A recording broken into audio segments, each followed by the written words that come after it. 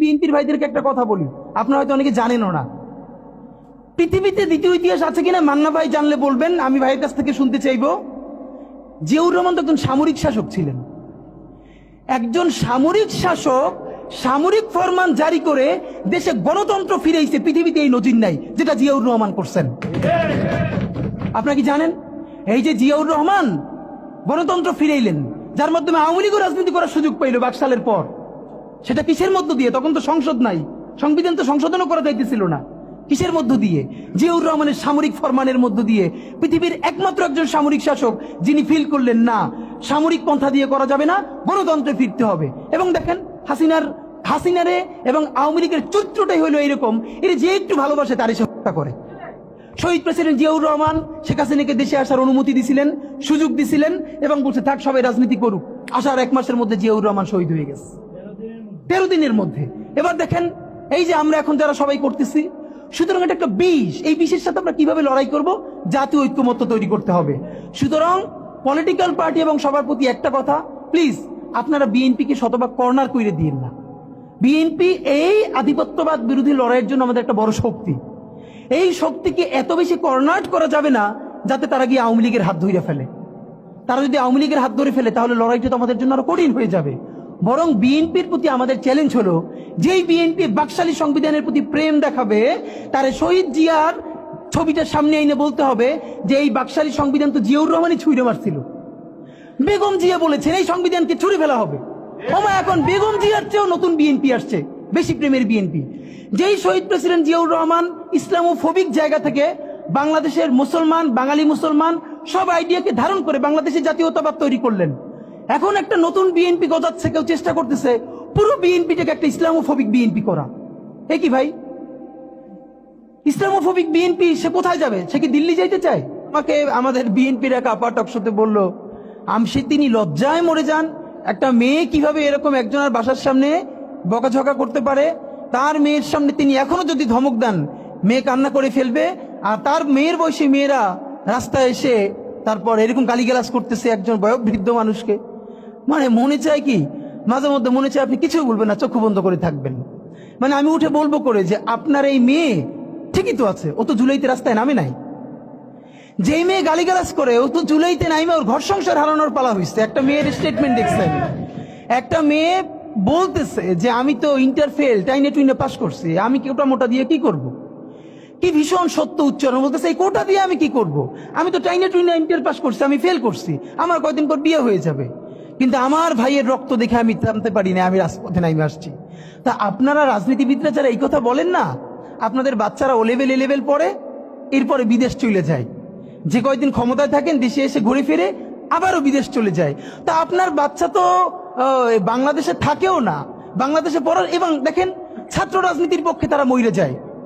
একটা বাংলাদেশের পারলে আপনারা বলেন প্রধান সারির কোন রাজনৈতিক দলের কোন নেতার সন্তানেরা তার দলের ছাত্র রাজনীতি করে? একজন বলেন যে প্রত্যেকটা রাজনৈতিক দলের প্রথম 5-10 জন নেতার নাম বলেন। আমরা বলেছি ছাত্র রাজনীতি থাকতে হবে, লেজুরবাদী ছাত্র রাজনীতি না, ক্যাম্পাসে ছাত্র সংসদ হবে। কিন্তু খুব যুক্তি দেওয়ার চেষ্টা করেন। তখন যখন বললাম যে আপনার সন্তান কি ছাত্র রাজনীতি করে, যদি বিএনপি হন আপনার ছেলে কি ছাত্রদল করে, যদি জামাত হন আপনার ছেলে কি ছাত্র শিবির করে, কোনোভাবে ইন্টার পাস পর্যন্ত করে, তারপর তো বিদেশ পাঠাই দেন। আপনার নিজের ছেলেরে এত ভালোবাসেন, মেয়েরে ভালোবাসেন, বিদেশ পাঠাই নিরাপদ রাখেন, আর এইখানে অন্যের সন্তানরা এসে জীবন যুদ্ধ করাইতেছেন যে খুব দেশ উদ্ধার করতেছেন। এইসব ভণ্ডামির একটা পর্যায়ে থাকে, এগুলো বন্ধ করতে হবে। এখন যেটা ব্যাপার, আপনারা এই যে ইসের ব্যাপারে দেখেন, গত 1 বছরের ব্যাপারে আপনাদেরকে বিনীত আকারে বলি, মিডিয়ার ভাইরা যেটা করছেন না, গত 1 বছরে বাংলাদেশে তো গৃহযুদ্ধ হওয়ার কথা ছিল, 1000 বার বলেছি। আওয়ামী লীগ নিজে বলেছে তার পতন হলে 5 লক্ষ মানুষ মারা যাবে। এটা সে কেন বলেছে? এটা শুধু এই কারণে বলে নাই আওয়ামী লীগকে ভয় দেখানোর জন্য না, সে জানে অনেস্টলি সে কত মানুষকে গুম করেছে, খুন করেছে, হত্যা করেছে। এই প্রত্যেকটা পরিবারের একজন করে মানুষ যদি আওয়ামী লীগের বিরুদ্ধে রুখে দাঁড়ায়, তাহলে তো আওয়ামী লীগের এখানে আও থাকার কথা না। আপনি ভাবেন পিলখানা থেকে শুরু করেন, যতজন অফিসার, সাপ্লাই, যত গণহত্যা, এরপরে নিরাপদ সড়ক আন্দোলন থেকে শুরু করে প্রত্যেকটা জায়গায়, সর্বশেষ জুলাইয়ে মিনিমাম যে 1500 শহীদ, এই প্রত্যেকটা শহীদ পরিবার থেকে একজন যদি জান বাজি রেখে নামে, তাহলে এখানে কি অবস্থা হওয়ার কথা ছিল বলেন। অথচ অবাক হই, এইরকম গণহত্যার পরেও জুলাইয়ের শহীদের কোনো পরিবার কোনো রিভেঞ্জ নিল না। এবং এখানে অবশ্যই বিএনপি, জামাত ইসলামী, অপরাপর প্রধান রাজনৈতিক দলকে আমরা ধন্যবাদ দিয়েছি। তারা অত্যন্ত বিচক্ষণতার পরিচয় দিয়েছে, তারা রিভেঞ্জ নেয় নাই, মানুষকে দমিয়ে রেখেছে। কিন্তু এই গত 1 বছরে, এবং খেয়াল করেন মবের একাডেমিক সংজ্ঞা যদি ধরি, আমাকে খালেদ মহিউদ্দিন ভাইও জিজ্ঞেস করবার চেষ্টা করলো একই টকশোতে, মানে মব কি মানে হইল, মবের এখন ভালো সংজ্ঞা হইছে যেইটা আপনার বিরুদ্ধে হবে, এই এস্টাবলিশমেন্টের বিরুদ্ধে, সেইটি হইল মব। আর যেইটা আপনার শত্রুর বিরুদ্ধে হবে ওইটা মব না, ওইটা হলো মুক্তিযুদ্ধ। বাংলাদেশের স্বাধীনতার ইতিহাসে সব থেকে নিকৃষ্টতম ভয়াবহ মবের নাম শাহবাগের সন্ত্রাস। যেই শাহবাগের সন্ত্রাসের মধ্য দিয়ে বাংলাদেশের প্রথম বিপরীত রাষ্ট্রকল্প তৈরি করে এখানের প্রত্যেকটা রাষ্ট্রীয় প্রতিষ্ঠানকে ধ্বংস করা হয়েছে। বাংলাদেশের বিচার ব্যবস্থা, বাংলাদেশের আইন ব্যবস্থা, সচিবালয় সবকিছুকে গুড়িয়ে দেওয়া হয়েছে। সেই শাহবাগ সন্ত্রাস না, সেই শাহবাগ মব না। সেই শাহবাগে প্রত্যেকটা জাতীয় দৈনিক প্রথম পাতায় লিড নিউজ করেছে তারা কখন মোম জ্বালাচ্ছে। আমি নিজে দেখেছি, শাহবাগে তো দিনের পর দিন আমি দেখেছি। যখন 40 থেকে 50 জন লোক মাত্র, দুপুরে লোক নাই, তখন মিডিয়াকে বলে দেওয়া হয়েছে এমন করে উপর থেকে ক্যামেরা ধরতে হবে যাতে অনেক লোক দেখা যায়। সেভাবে করে করে লোক আনা হয়েছে, প্রত্যেকটা গার্মেন্টসকে বাধ্য করে লোক আনা হয়েছে। আমার বিশ্ববিদ্যালয়ে, তখন আমি ঢাকা বিশ্ববিদ্যালয়ে পড়ি, আমার ছাত্রলীগের যারা আমার সহপাঠী ছিল, ওদের রুমে dry cake, 7 up, Coke, Sprite, biryani দিয়ে ভরা থাকতো। শাহবাগ হলো পৃথিবীর এমন একটা আন্দোলন যেখানে কাচ্চি থেকে শুরু করে সমস্ত খাবার দাবার দিয়ে আন্দোলন করা হয়। তো ওরা সব রুমে নিয়ে আসতো, যেগুলো এক্সট্রা থাকতো ওরা আবার ফ্রেন্ডদেরকে ডাকতো, কার কি লাগবে নিয়ে যা। এই কথা কেন বললাম? একটা মিডিয়া কি তখন সেটাকে মব বলেছে? সাংবাদিক মাহমুদুর রহমান হাজার আক্রমণের পর কুষ্টিয়ে যখন আক্রান্ত হয়ে 11টা মাথায় সেলাই লেগেছে, তার 11টা রক্তাক্ত ভয়াবহ অবস্থা, একটা পত্রিকা সেটাকে মব বলে নাই। আদালত চত্বরে একজন মানুষ আদালতের কাছে গেছে, আদালতের সামনে তাকে বিচার মানে মাথা ফাটিয়ে দিচ্ছে, রক্ত। সংগ্রাম সম্পাদক আবুল আসাদ, পত্রিকা যদি জামাতের সমর্থিত হয়, আপনি তো, সেটা তো কোনো কথা না। বাংলাদেশের প্রত্যেকটা পত্রিকার একটা আইডিওলজি আছে। কিন্তু এর মানে কি, এই যে প্রথম আলোর সামনে যারা দাঁড়িয়েছে, আমরা তাদের পক্ষে দাঁড়িয়েছি, আমরা বলি না। আপনি পারলে প্রথম আলোর বিকল্প আরো 10টা প্রথম আলো তৈরি করেন, তার অফিসের সামনে আপনার কাজটা কি? আমরা তো তখন সে কথা বলেছি। কিন্তু এই যে সবাই মব বাজরা, যারা মব ট্রেডিং করছেন, তারা সম্পাদক আবুল আসাদের রুমে ঢুকে, একটা পত্রিকা অফিসে সব থেকে বয়োজ্যেষ্ঠ সম্পাদক ছিলেন উনি বাংলাদেশের, দাড়ি ধরে টেনে মুক্তিযুদ্ধ মঞ্চের সন্ত্রাসীরা তাকে বের করে তারপরে থানায় নিয়ে গেছেন। একটা পত্রিকা মব লেখে নাই, সেইগুলো কোনোটা মব না। এরপর তো বলতে পারবো হাজার হাজার। কিন্তু এই যে কোন বাচ্চারা গালি দিচ্ছে, কাকে দিচ্ছে? যেই বাচ্চার একটা চোখ নাই, ইন্টারে পড়ে, এখন সে ভর্তি হবে ভার্সিটিতে, অন্য চক্ষু কাজ করছে না, হাত নাই, পা নাই, তার মধ্যে ভীষণ ট্রমা কাজ করে। এই রাষ্ট্রের প্রধান কাজ কি ছিল? রাজনৈতিক দলগুলোর রাষ্ট্রকে বাধ্য করা, আমাদের যেই সব ছেলেমেয়েরা চোখ হারাইছে, চিরতরে অন্ধ হইছে, পঙ্গু হইছে, রক্তের সাগরের মধ্য দিয়ে হইছে, ওদেরকে দিনের পরে দিন কাউন্সিলিং করা। ওরা এখনো ট্রমাটাইজড। ওদেরকে স্কুলে, কলেজে, ইউনিভার্সিটি দিনের পরে দিন কাউন্সিলিং করা উচিত ছিল। আপনি কাউন্সিলিং করেন নাই, ওদের পুনর্বাসন করতে পারেন নাই, শহীদদের পরিবারের পুনর্বাসন করতে পারেন নাই। এখন এই ছেলে মেয়েগুলো দেখে যে এই রক্তের মধ্য দিয়া সে চিরতরে অন্ধ হইছে, পঙ্গু হইছে, এখন তার ন্যূনতম বিচারই শুরু হয় নাই। বিচার নাই, সংস্কার নাই, সে বরং দেখতে পাইতেছে সেই আগের পুরনো আওয়ামী লীগ জিকে বসতেছে, যাতে তার মনে হইতেছে সে যে আবার অন্ধ হয়ে বাইচে আছে, সেটাও হয়তো বাইচে থাকতে পারবে না, এবার হয়তো তাকে হত্যা করে ফেলা হবে। সেই রিয়েকশনে সে কাউকে গালি দিচ্ছে। এই গালিকে আপনার এত অপবিত্র মনে হয়, কিসের সাথে তুলনা দেন? গত 15 বছর যার তুলনা একমাত্র জাহান্নামের সাথে হইতে পারে। তো আপনারা কি বুঝাইতে চান আমাদেরকে? এগুলো মনে করেন আমরা বুঝি না? নাম ধরে বললে পলিটিক্যাল পার্টিগুলো বেশি প্রেসার ফিল করে। আমার হেড বিভিন্ন টিভি থেকে ফোন করে বলে, ভাই আপনার সাথে তো অমুক দলের অথবা অমুক দলের কেউ আসতে চায় না। এখন এই জন্য আমার কি হয়েছে, তারা যাতে একটু ট্রাস্ট পান, একটু কনফিডেন্স পান, এই জন্য কথার উত্তর দিই না। আমার এক বড় ভাই টকশোতে বললেন, তুমি থাক, ওনারা মুরব্বী মানুষ, তুমি যদি 2 শব্দ কম বলো তোমার জীবন পইরিয়াছে, কিছু হবে না। তাই ওনাদেরকে 2 শব্দ কম বলতে বলতে ওনারা এমনই হয়েছে, ওনারা মাইনেই নিতে পারে না যে এই বাচ্চারা না থাকলে ওনারা যে এখনো জেলে থাকতো অথবা বাড়ি বাড়ি পালাইতো, এইটা ওনাদের ভুলেই গেছে 1 বছরে। তো সেই বাচ্চার গালিগালাজরে আপনার এত খারাপ লাগে?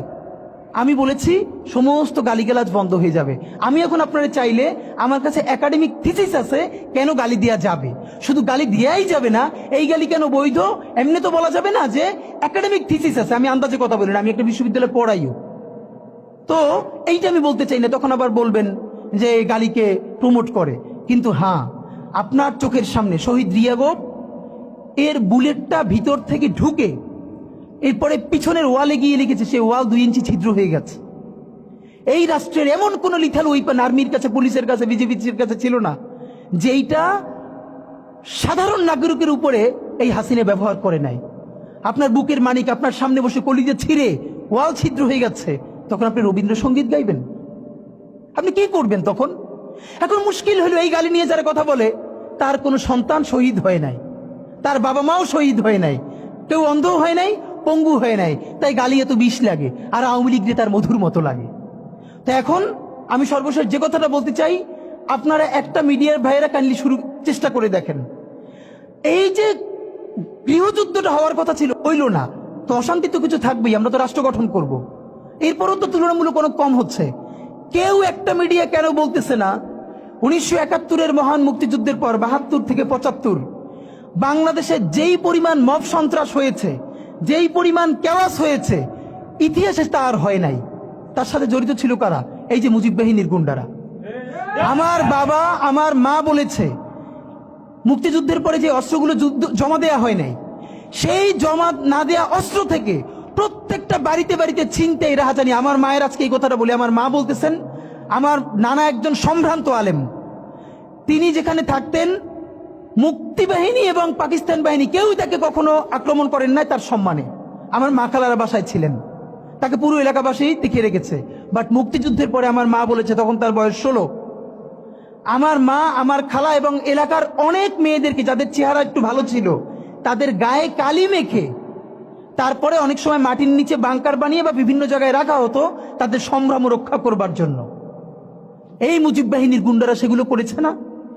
এমন কোন চিন্তা নেই। ব্যারিস্টার ফুয়াদ ভাই সেদিনকে বলেছেন, তার বাবা সে অসংখ্য সালিশ করেছে তাদের এলাকায়, যে এই গুন্ডাগুলো মুক্তিযুদ্ধের পর বিভিন্ন জায়গায় ছিনতাই করতো, তারপরে এলাকাবাসী আইনে গাছের সাথে বাইধে রাখতো, এরপর এলাকার মুরব্বীরা আবার সব উদ্ধার কইরা মানুষের কাছে কাছে দিয়ে আসতো।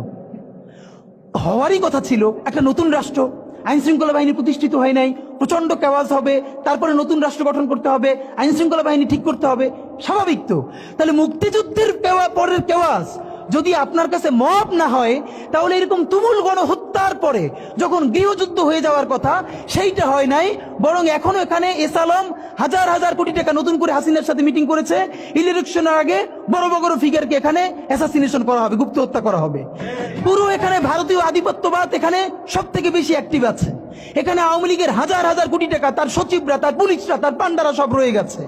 আর্মির মধ্যে একটা বড় অংশ রয়ে গেছে, কোনো সংস্কার করা হয় নাই, তারা বারবার স্যাবোটেজ করবার চেষ্টা করছে, এই রাষ্ট্রকে এই সরকারকে ফেল করানোর চেষ্টা করছে।